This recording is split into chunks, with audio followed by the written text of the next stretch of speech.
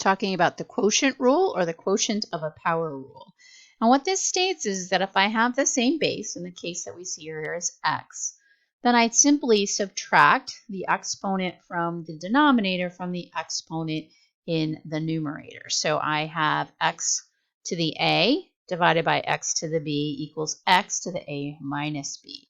So let's see this in action. Let's see it with a number first. So let's do 8 to the 4th over 8 squared. This becomes 8, so I keep my base, and then I subtract the 2 from the 4, which gives me 8 squared, which would equal 64.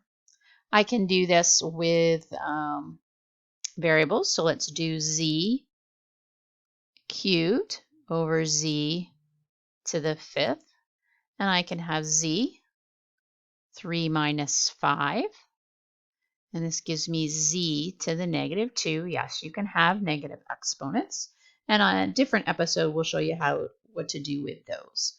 I can also combine and have more than one base in a problem. So I could have x squared, y to the 3rd, over x to the 4th, times y to the y squared. So I'm always going to keep my bases together and work with my bases. So I'm going to have x. And then I'm going to subtract the exponents, 2 minus 4. So always the denominator, you do the numerator minus the denominator. And then I'm going to do the same thing with the y. So I'm going to get 3 minus 2. Make sure you know that's subtracting and not multiplying. That gives me x to the negative 2 and y to the 1st. Now I don't normally show the 1st, so what this really would look like is x minus 2y. And if you happen to know what to do with negative exponents, then it would look a little bit different for your answer, but we're not going to talk about that here.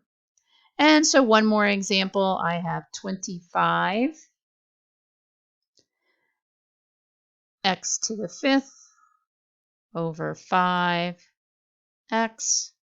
Well, keep the numbers together. 25 divided by 5 is 5. Keep my base of x, and that's 5 minus 1, because this x is really a 1 down here. And that gives me 5x to the 4th power as my final answer. And that is quotient rule.